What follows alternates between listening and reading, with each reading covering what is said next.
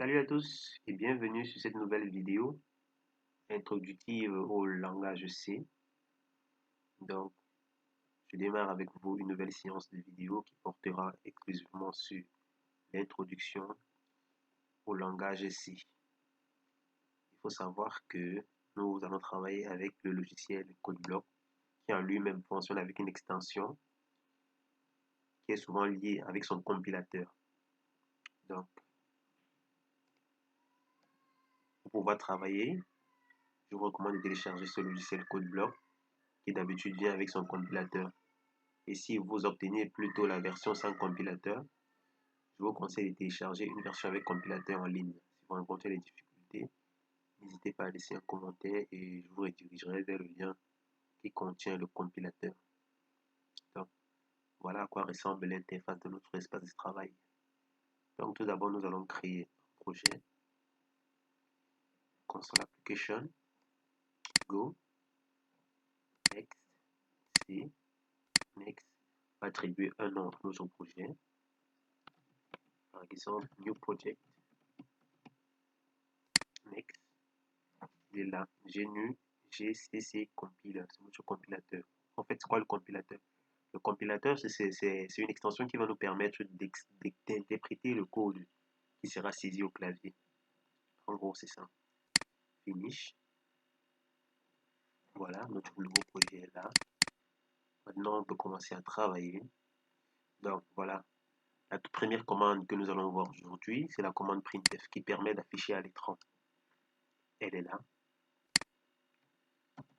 Il faut savoir que la commande printf débute toujours par les guillemets. On a ces guillemets de début et ces guillemets de fin. Et ceci \n permet un retour à la ligne.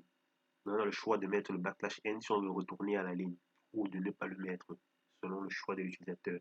Donc par exemple, on va afficher une phrase à l'écran.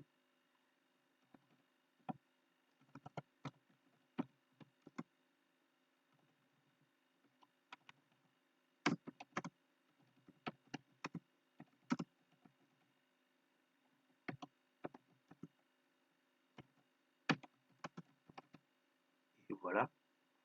L'exécution, normalement là, ce bouton permet de compiler. La compilation va vous afficher au cas où il y a une erreur. Dans le cas où il n'y a pas d'erreur, il vous affiche normalement que c'est bon, qu'il n'a pas détecté d'erreur. Maintenant, vu qu'il n'a pas détecté d'erreur, on peut l'exécuter là. Voilà. Salut, je débute le langage C. Exactement le message qui a été entré. Donc ça, c'est la première instruction qui est l'instruction d'affichage. Voilà. Maintenant, je vais vous présenter les différents types de variables que l'on retrouve en langage C. Donc voilà, on a les floats pour les réels. On a les int pour les entiers.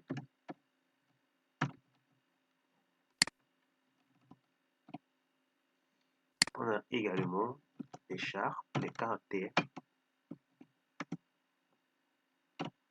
Et à nouveau les chars pour les chaînes de caractères. Mais sauf que la déclaration diffère. Tout différencie au niveau de la déclaration. Un caractère, par exemple, va être déclaré comme suit.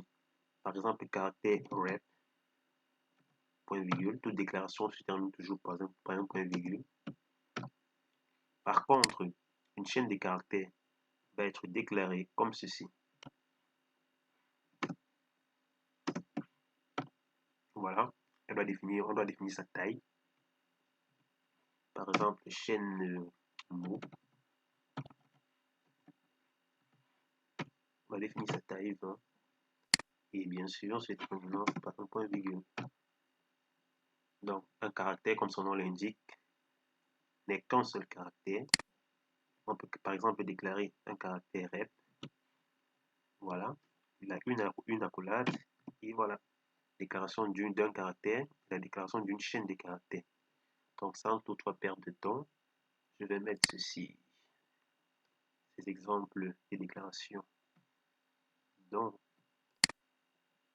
float par exemple réel. Et là, on attribue 1,5, point virgule toujours, un entier. Point virgule. Voilà à peu près types de variables que l'on retrouve en langage C, les plus utilisés bien sûr. Maintenant, ce qu'on va faire, on va passer à la récupération des données.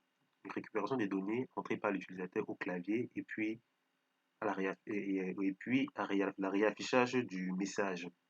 Donc, d'abord, on va demander à l'utilisateur d'entrer par exemple son nom et ensuite on va afficher quel est son nom. Donc, tout d'abord, on va afficher à l'écran quel est votre nom.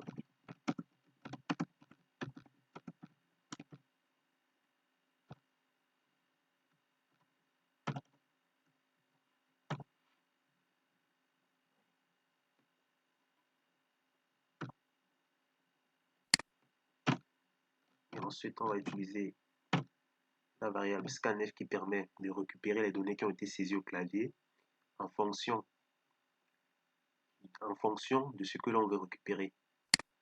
Tout d'abord, il faut déclarer la variable de récupération du mot que l'utilisateur va entrer au clavier.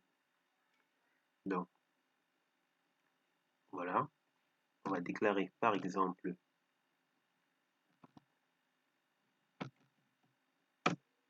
une chaîne de caractères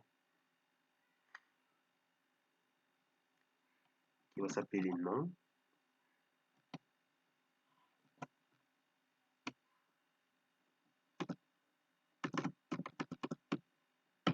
Voilà. On va l'attribuer une taille de 20 caractères.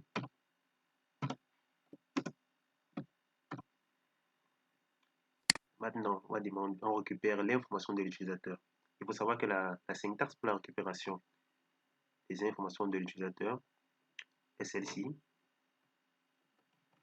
%D pour les floats, FD pour les entiers, autant pour moi int, F pour les floats, S pour les chaînes de caractères et C pour les caractères. Dans notre cas, vu qu'il s'agit d'une chaîne de caractères, on va utiliser %S. Puis un point virgule et l'opérateur d'adressage et STMUet. Et ensuite, le nom de la chaîne qui a été prédéclarée. Voilà. Donc là, on demande à l'utilisateur d'entrer son nom. Ensuite, là, on récupère la variable que l'utilisateur va entrer. Et après, on va réafficher. Donc, printf, et deux crochets, un \n pour aller à la ligne.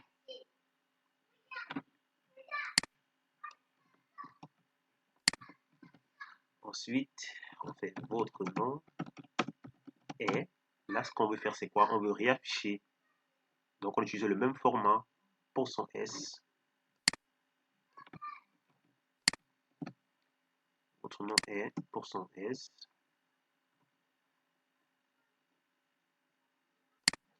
Ensuite, là, une virgule. Et on fait appel à la variable prédéclarée que voici. Non. Toujours pour un point virgule à la fin de l'exécution. Et maintenant, ce qu'on a qu'à faire, c'est compiler et à exécuter. Maintenant, ce bouton, il permet d'effectuer les deux opérations. Il compile et il l'exécute directement. C'est ce qu'on va faire actuellement. Voilà, il nous demande quel est votre nom. J'écris par exemple Marc.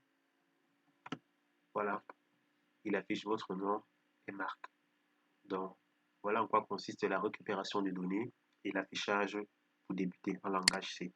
Donc, il faut savoir que comme opérateur d'adressage, en ce qui concerne les floats, qui sont les réels, il faut utiliser l'opérateur %F, l'opérateur %F pour les floats. Pour les entiers, on a l'opérateur %D. Pour les caractères, c'est l'opérateur %C. Et pour les chaînes de caractères, c'est l'opérateur %S. Voilà.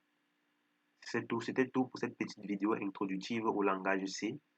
Si vous avez aimé la vidéo, n'hésitez pas à partager, à laisser un commentaire et à vous abonner. Ça fait toujours plaisir. Donc, plus tard, d'autres séances interviendront par rapport à la suite des vidéos. Voilà. Merci à vous. Merci d'avoir visionné et à très bientôt pour un nouveau tutoriel. Merci.